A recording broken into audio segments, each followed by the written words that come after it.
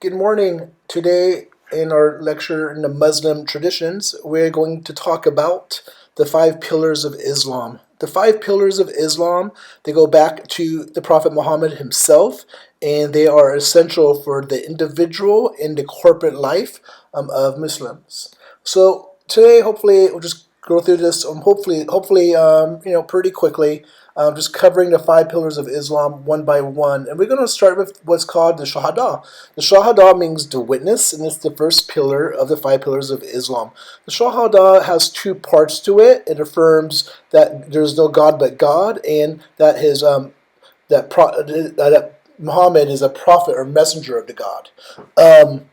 And so basically it goes like this: I bear witness that there is no God except God, and I bear witness that Muhammad is the messenger of God. So this emphasis on the unity of God or the oneness of God, it's called Tawhid. Means the oneness of God. And this is the core of the Shahada and the core of the Muslim faith. That this is absolute monotheism, radical monotheism, where God is one. So the first part affirms that God is God alone, God is creator, and we are not God. And we are totally dependent on God. That's core to the Islam faith. That's why we submit to God, because God is God, and we are not.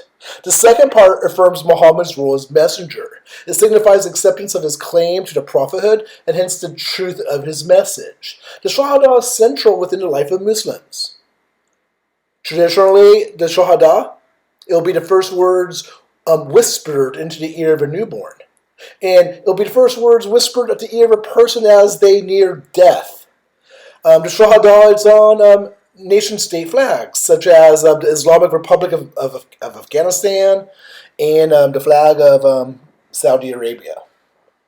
It's on mosque, and it's on other Islamic architecture. So the Shahada is the first pillar of the Islamic tradition, and it's central to the life and faith of the community to this day.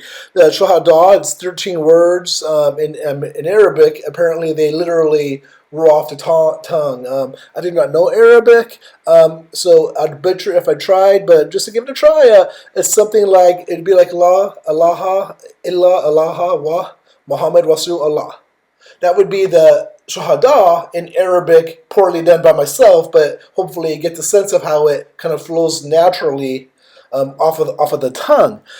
Islam, again, as I mentioned, is this radically monotheistic religion, and to equate anything with God is idolatry or shirk. Idolatry. If you equate anything with God at all, that would be idolatrous. God alone is God. It recognizes that Islam recognizes that God is the creator and the sustainer at every moment. One memorable passage from the Quran that captures Allah's nearness to us comes out of Quran chapter 50. God is, where it says, God is closer to you than your jugular vein. So there's that nearness of God, and with that nearness is what sustains us. We are reliant on that nearness of God. Whether we recognize it or God is closer to us than that jugular vein. And if one believes, as the Muslim does, that their entire existence at every moment owes itself to God, then the next question that is required of us is, what do we owe towards that creator who sustains us? This is where the second part of the Shahada comes into play. It's God who has revealed God's self through many prophets, and now leading up to the final seal, the culmination of the prophets, Muhammad. So this God who is one, the first part of the Shahada, recognizing this God as one, this compels us to want to know how to worship, how to give thanks, how to serve this God. How do we know how to do it? Because God has revealed God's self through the prophets, culminating with Muhammad. So those 2 affirmations, that is the Shahada.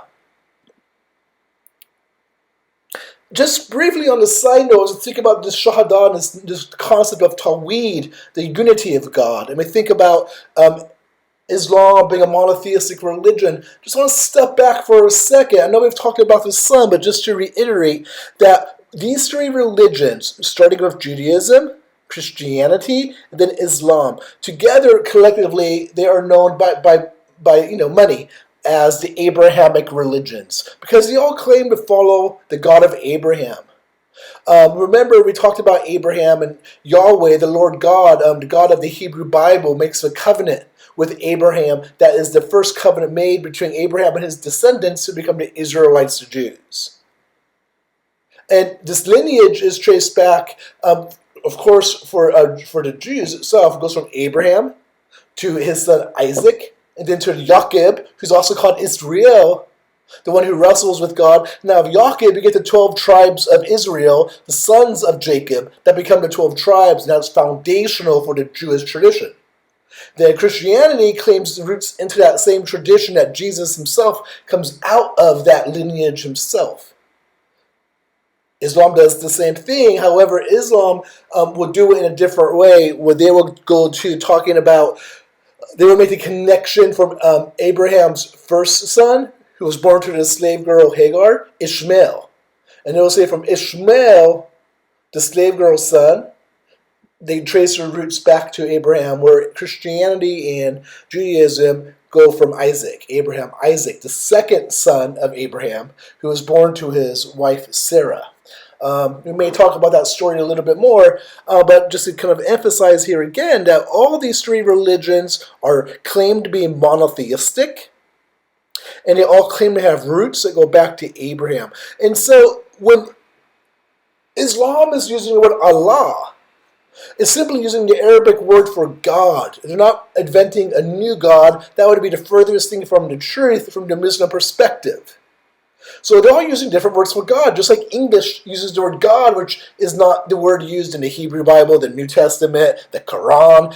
It's not used in most like sacred religious texts. It's an English word. So nonetheless, we recognize that when we say God, we mean what? Yahweh. We mean what? Elohim. We mean what? Jesus. We mean what? In the Greek, theos. Same thing, right? Same thing as the Arabic word for God, Allah. They don't mean some different God. They mean theos, Elohim, Yahweh. So they're all claiming to belong to the same God. Muslims claim to worship the same God of the New Testament and the God of the Hebrew Bible, and it connects with that prophetic tradition, as we talked about last lecture, talking about the Rasuls and talking about the Rasuls and the Nabi, the prophets and the messengers, in this long line of tradition. So again, the Quran, just to emphasize, the Quran mentions Moses 200 times, and Abraham more than 100 times, and Jesus more than 90 times.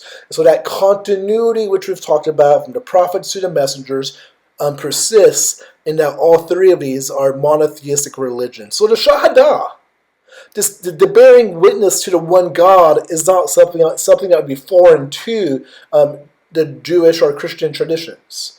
It's the latter part, the emphasis on Muhammad as the prophet, which distinguishes Islam from Christianity and Judaism. The second of the pillars is Salat. Salat is prayer. Five times a day there's obligatory prayers known as Salat. And these 5 obligatory prayers are the second of the 5 pillars of Islam. So when do you perform Salat? Salat you perform throughout the day and night. It starts at dawn, and then at noon, at mid-afternoon, and at sunset, and then after dark. Here, this kind of like organization that kind of becomes part of your day, the fabric of your day, this kind of prayer is something that isn't foreign to the Jewish or Christian traditions. So in the Christian tradition, for example, you might remember we talked about the rule of Saint Benedict, that rule that was produced by Benedict of Nursia in the year 540. It became this kind of standard rule that was used by many monasteries up to the 12th, 13th, 14th century onwards. And that rule, like in any monastic rule, it provides times within the day that the monks are to come together and pray. different hours within a day to do prayer, to do liturgy, and so forth. And so this kind of ordering of one's life is something that you see within the Christian tradition, other religious traditions, but within a Muslim tradition, it becomes that thing which everyone does every day as a way of creating a rhythm and setting an order and giving a reminder. Giving a reminder to each of them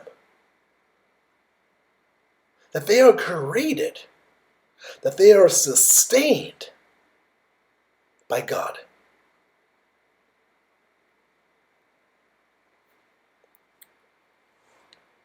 Prior to performing the Salat, you're going to cleanse cleansing ritual of the body. You wash the face. You're going to rinse the mouth, the nostrils. You're going to wash the hands and the forearms to the elbows. And you're going to be passing one's wet hands over the head, and washing the feet to the heels. And so this kind of purity ritual is really important, called wudu.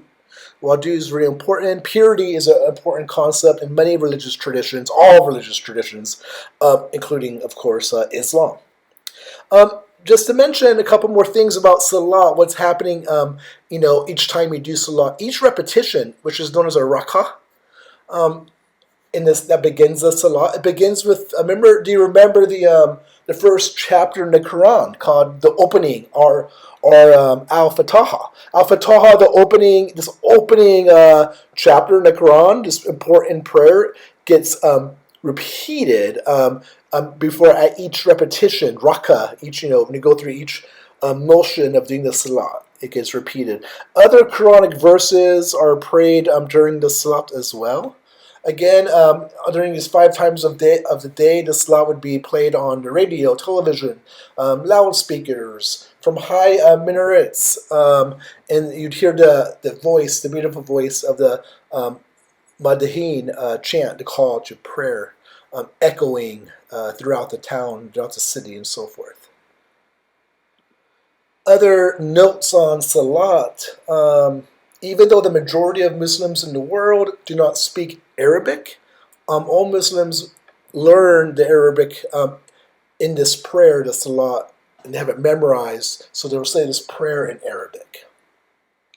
We talked about the importance of Arabic, that literally God revealed God's revelation in the language of Arabic, and the importance of that for the Muslim tradition comes through in different ways, such as here in the Salat, where everyone will say these Quranic words in the Arabic, repeating the very words of God, that is.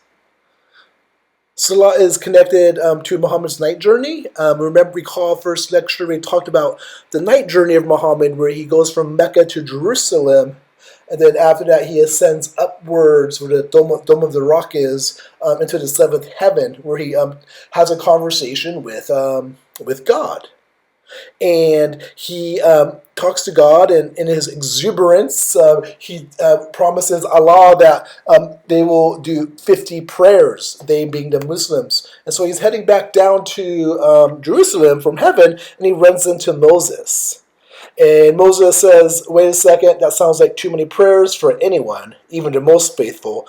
And he advises Muhammad to return to Allah and to ask if he could maybe negotiate downwards and do maybe lesser prayers. And so the story concludes that Muhammad negotiates with Allah and comes back and is able to finally get him down to 5 prayers a day. So 5 prayers a day, which is significant.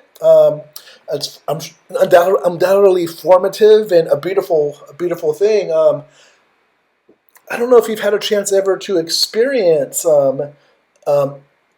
Muslims, whether it be on the campus of Oklahoma State University or somewhere else, or maybe visiting in another country, experiencing Muslims doing this Salat, but there is this gravitas to it. There is this beauty to it. And I recall when being in Egypt, for example, seeing it done in Cairo, just like anytime during those times of the day on the street. Or I remember when I was going up the Mount Sinai with my friend Todd and our guide, and it was no one on the trail besides one man who owned a had a house, like a small little house, but also like a you call it almost like a food stand or something, snack stand on the way up Mount Sinai. It must have been that time of day where it was time to do Salat because he had his rug laid out, and there he was just doing the Salat, performing the doing the raka, the different repetitions, and doing the Quranic verses, and doing the prostration, and it was just him by himself. So it's a beautiful thing. It's done corporately in the city of Cairo. It's done on the way up to Mount Sinai. It's done in Oklahoma State University with our fellow Muslim cowboys and cowgirls. And it's something that's done throughout the world at these given times by these millions of Muslims.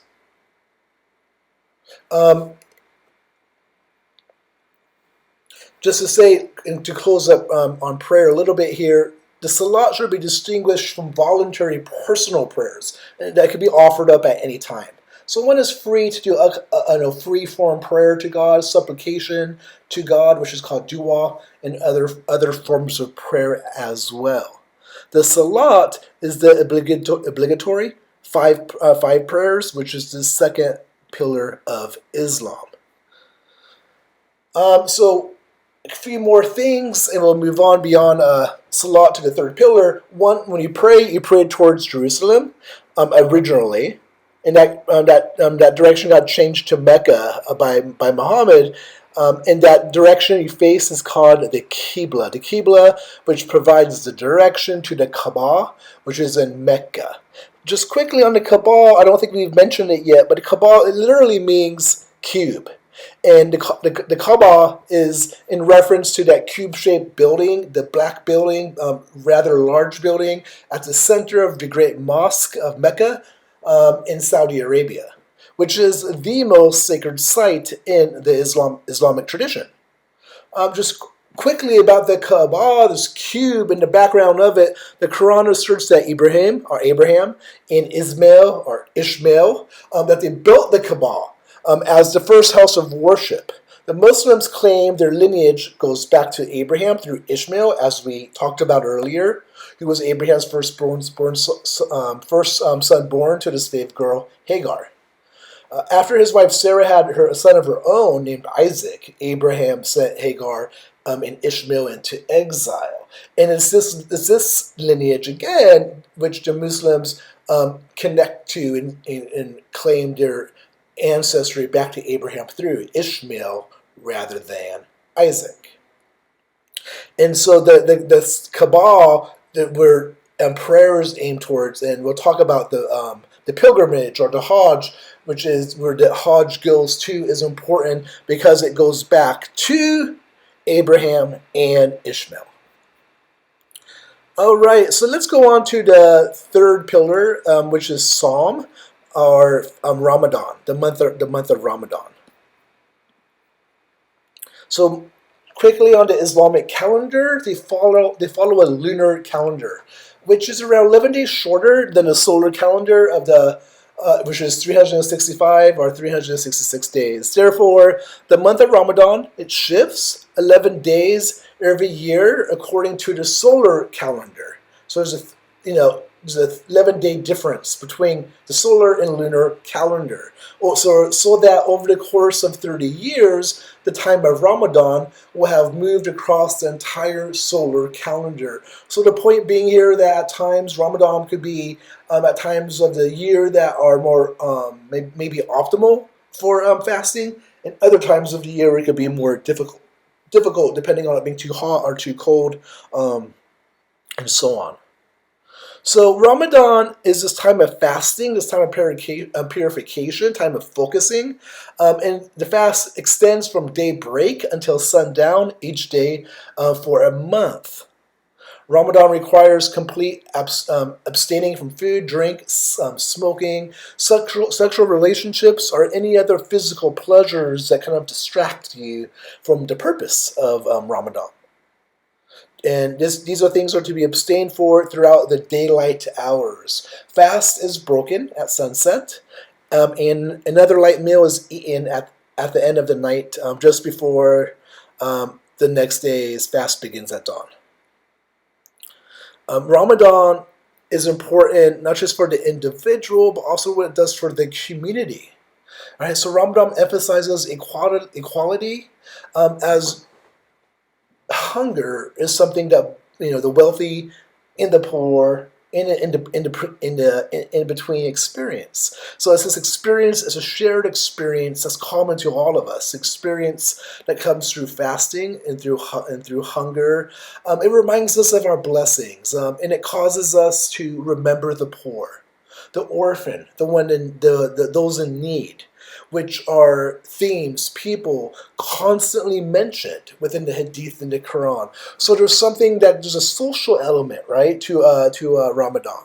There's a social element, and that creates this kind of like bond, if you will, between us. There's also this social element where community is emphasized, and that family comes together for a meal at dawn, and then to have dates and dinner at sunset, and the meals known as iftars. So the Ramadan draws people together in community in these kind of ways. There's two festivals known as Eid al-Fitr, which lasts 3 days, and it marks the end of Ramadan. And at this time, typically families will give donations to the poor as well.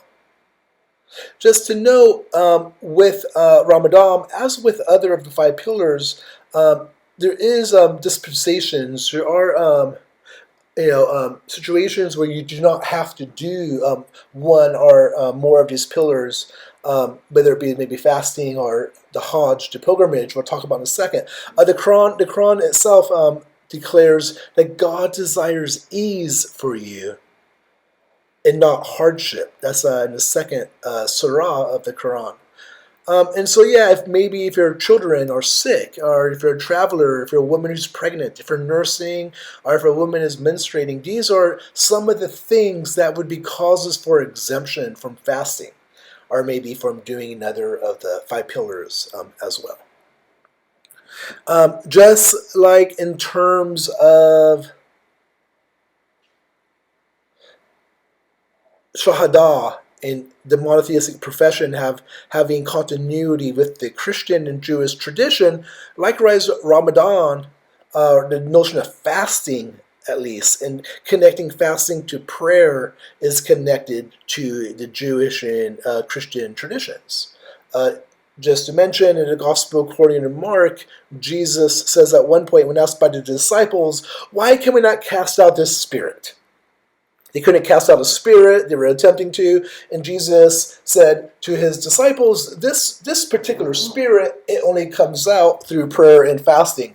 And so there's that emphasis on fasting, and you see this in the Jewish tradition too, that you fast and you pray to make supplications before God. These things are intimately tied together within these traditions, and you see it within Islam, these being tied together for an entire month.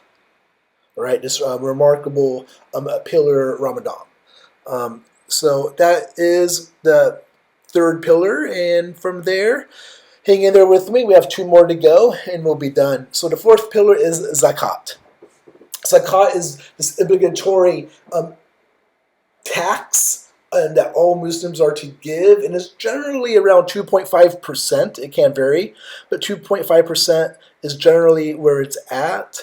And what gets taxed is the value of one's wealth, meaning your savings, any financial gains of any kind, from livestock, agriculture, real estate, and so forth. All of your net value gets, whatever that is, 2.5% of that you are to give in this obligatory almsgiving. And what this does, the zakah, it reflects, there's this close relationship between worship of God that's authentic and giving service to those in need. That those two things work in relationship with one another. That to give to those in need is to worship God.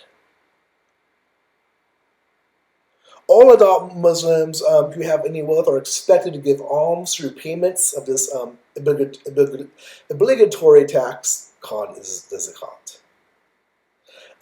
It's not just the giving of the money or resources, but it's what that giving of the money and resources does to the individual. It's meant to purify the donor. It's meant to purify their greed and to release them from these attachments to these material things.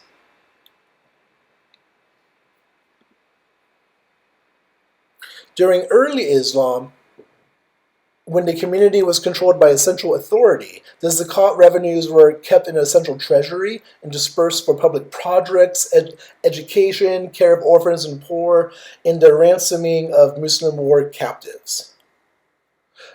Just to clarify, the zakat is not to be given to to close family members, and generally there should be a level of discretion, anonymity involved in the distribution of the zakat, so not to embarrass anyone who fits one of those categories of recipients of the zakat, just in case, just to keep them, just to keep them not known, to save from embarrassment.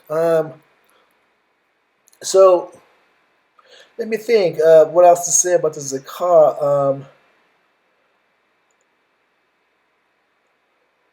In addition to the zakat, Muslims also could practice voluntary almsgiving. So it's not like your giving is only defined by the zakat. There's additional ways you could give alms, called sadaqah, which the Quran describes as this loan given to God that is then repaid on the day of resurrection. So beyond the zakat, Muslims are encouraged to give to charities and to other organizations. Recipients of the zakat within early Islam include 8 different categories, and just to say them quickly here: poor people who are unable to work, people who cannot meet their basic needs, those who are taxed with collecting the zakat, recent or potential converts, slaves who could be freed with the assistance of the zakat, those who have tremendous debt due to meeting basic needs, 7, people who are fighting for a righteous cause, and 8, travelers who need assistance to reach their destination. So these are those who could receive the zakat, are these 8 different categories of people. So just the collection of 2.5% from those who have the means to do so, and the redistribution of it to those who are in need. This is an important aspect of the Islamic tradition, and this kind of connection between piety, worship God, and what we do with what we have. The Quran in chapter 2, it reads as such: piety is not to turn your faces to the east or to the west,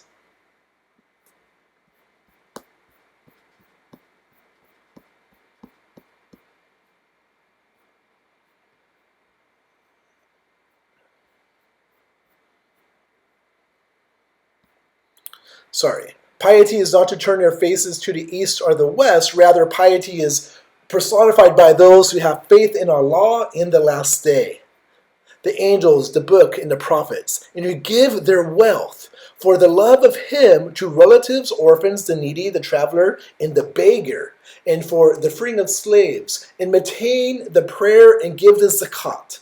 And those who fulfill their covenants when they pledge themselves, and those who are patient in stress and distress, and in the heat of the battle, they are the ones who are true to their covenant, and it is they who are the God-wary. This comes from Quran 2, verse 177. And you see what it's emphasizing here, right? You can see what's emphasizing. I'll just let it sit for a second. You take a look at it and kind of get a sense of the emphasis and the connection between judgment, Allah, having faith in Allah, and the last day being the judgment, and the connection between having a belief in the angels and the book and the prophets. How that is connected to the giving of the wealth, that to love the love of Him, the love of God, and His is also to love His relatives, love orphans, the needy, the traveler, the beggar. So that connection of these things, you cannot separate worship of God from how you care for those who have lesser.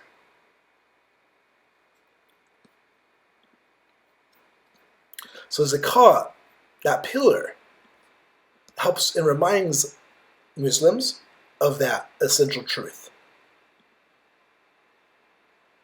How we serve others is itself an act of worship in God. We see this in the Christian and Jewish tradition. In the Hebrew Bible, the practice of giving 10% of one's income, which is known as the tithe, is required at several points within the Old Testament or the Hebrew Bible. A number of Christians follow that same practice of giving 10%, a tithe of their money when they go to church, on Sunday. In the Christian tradition, like the Muslim tradition, care for the poor is bound up with the Day of Judgment. There's at least two teachings that come to mind of Jesus. One, the parable of the rich man and Lazarus, and the other is called the Judgment of Nations in Matthew chapter 25, which we cited when we did the Christian traditions, where Jesus identifies clearly with the poor, the imprisoned, those suffering, and says, whatever you do unto them, you do unto me. And those who did unto them, he welcomed into his kingdom. And those who did not, he rejected from his kingdom. You have at one point in the scripture in the New Testament, they're saying people say to Jesus, but we called you Lord, Lord. We called you by name. And he says, you did not know me because you did not serve the lesser of these. And so you see this continuity between all three of the traditions, from the Jewish giving the tithe, to the Christian, the tithe being appropriated by Christians, but also in the very teachings of Jesus himself. Jesus says, you cannot serve two masters. Jesus says to the young rich ruler who asked him, Lord, I do everything a good Jew is supposed to do. I do everything I'm supposed to do. What else is required of me than following all the laws? Is there anything else required of me? And Jesus says to him, go and sell everything you have, give it to the poor, and then come follow me. The young rich ruler walks away disappointed. I think one of the few who came to Jesus for help in the Gospels and walked away disappointed is the young rich ruler. There's a connection here, right, within the traditions, the Abrahamic traditions of saying one cannot serve two masters, right? To use the language of Jesus, you cannot serve God and money. There's this way within these communities that there's a care for each other. You see this in the book of Acts, in the Acts of the Apostles, where it says that the early Christians, they held all things in common. And so that no one went without. And they sold what they have and gave it to the poor. And even there's a story of Ananias and Sapphira in Acts, I think Acts 4, maybe Acts 5, right about there, who they came and gave their money that they got from selling their land, brought before the church, sat at the feet of the church. And I believe it was Peter asked them, is this all that you earned from the selling of your land? Are you not withholding anything? And they were withholding some money, but they lied. And first, I believe Ananias came in first and lied, and he was stricken dead by God at that moment he lied about withholding money from the church. And then Sapphira walks in, and same thing, she lies, and she's struck dead as well. I bring up the story, just popped in my mind just because it emphasizes, right? The story emphasizes that how serious it is that when you are called to give up what you have, because it's not what you have, it's that which has been given to you by God, and you don't, it can lead to punishment, such as in the story of Ananias and Sapphira being struck dead. So this giving up of what one has been given to those who are in need is important within the Christian tradition, the Jewish tradition, and it's enshrined in the Islamic tradition in the 5 pillars, in the pillar of Zakat. The final of the 5 pillars is the Hajj, or the pilgrimage. The Hajj or pilgrimage was instituted by Abraham at God's command after he and his son Ishmael were ordered to build the Kaaba, the cube, at the Great Mosque. The 5 days of Hajj occurred during the last month of the Islamic lunar calendar. For the pilgrimage, men wear 2 seamless pieces of white cloth to symbolize simplicity, purity, and equality. Pilgrims reenact important moments in the life of Abraham and Muhammad, beginning with walking around the Kaaba counterclockwise 7 times, and walking or running back and forth between the hills of Safa and Marwa before drinking from the well of Zamzam. This back and forth represents Hagar's search for the water for her son and for her son Ishmael, Abraham's firstborn, when they were close to death in the desert. The story of Genesis 21, verses 8 through 21, is said to have been located here in Mecca, according to Muslims.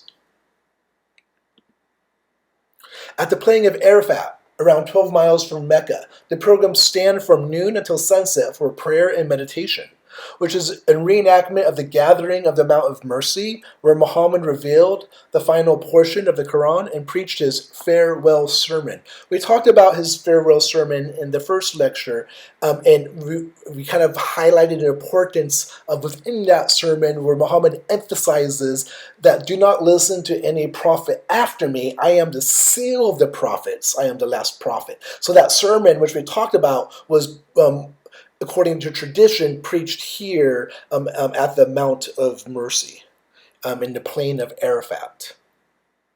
So returning to Mina on the outskirts of Mecca, each pilgrim will then throw 7 stones at one of the 3 pillars representing Satan. This is an enactment of the tradition that recounts Abraham was on his way from Arafat to Mina, that God commanded him to sacrifice that which was dearest to him, that is his son Ishmael. So here is not sat in the Hebrew Bible and also in the Christian tradition is Abraham sacrificing Isaac, but in the Muslim tradition it's not Isaac the second son, but Ishmael the first son, who was said to be who Allah God instructed Abraham to sacrifice. And as Abraham was doing this radical act of obedience, the story goes that Satan whispered to him 3 times, tempting him to disobey God's command. So you get this within the Islamic tradition, these three temptations, which is interesting, right? Because it reminds me, at least, of when Jesus was taken into the wilderness, and Jesus was tempted 3 times by Satan. And so there seems to be some interesting overlap there, perhaps.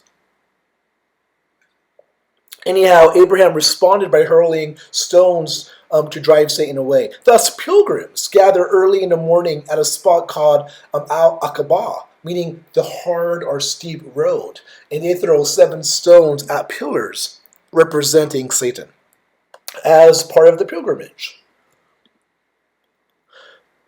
So in the Hajj, there's this reenactment again of the reenactment of events from the life of the Prophet Muhammad and from the life of Abraham. The Hajj concludes with the Festival of Sacrifice. It's a massive worldwide Islamic festival, and it commemorates the story of Abraham's willingness to sacrifice Ishmael and God's intervention. God intervened in that story by providing a ram, like in the thicket, in the brush, that was the substitute. And you see that story in Genesis, in the Quran as well. In this feast, the Feast of Sacrifice, there are over 1 million animals sacrificed at this feast that culminates the pilgrimage, the Hajj. We've talked about the importance of sacrifice in different religious traditions that we've looked at, and certainly across the Abrahamic traditions, from the sacrificial system within the Jewish tradition to the eternal sacrifice of the Word of God on the cross in the Christian tradition. And here, this culminating of the pilgrimage through this festival where there's this massive animal sacrifice made, millions of animals sacrificed in the festival of sacrifice. The head of each pilgrim family or group offers a blood sacrifice. It could be a lamb, a goat, a cow, or a camel. To symbolize the animal was sent from heaven with which God ransomed Abraham's son. So it's a reenactment of this, the way in which God intervened, so Abraham didn't have to sacrifice Ishmael through giving this animal. So this animal is reenacted in this sacrifice. The meat from this sacrifice, it's divided into thirds. 1/3 goes for the family, another third for relatives and friends, and then the final third is distributed to the poor. In addition to the Hajj, just like one could do other acts of almsgiving and one could do other prayers, one could also do other pilgrimages, minor pilgrimages, other than just the Hajj. So the Hajj you should do once in your life. If you cannot make the Hajj due to financial or other reasons, then that's okay. But it's kind of the expectant goal. This is one of the pillars, and it would ultimately be probably something many Muslims would desire and want to do. I mean, I'll provide a video on YouTube by it was done by Vice, and it's a Muslim guy, and he kind of does like this film documentary as he's doing the Hajj. And I don't know, students in the past liked it. It was kind of a cool way to experience it. I'll put that on YouTube. You might want to take a look at that if you want to get a sense of it more. So yeah, so the Hajj ends. Wait, I'm sorry. So yeah, to mark the end of their state of consecration, pilgrims clip a minimum of 3 hairs from their heads. Some will shave their head completely. And again, if you watch the YouTube video, you'll see that in there. The Hajj ends with a final a kind of walk around circle of the Kaaba, and called a circumambulation. And the Kaaba, and the completion of the rites of the lesser Hajj Umrah for those who have not done so.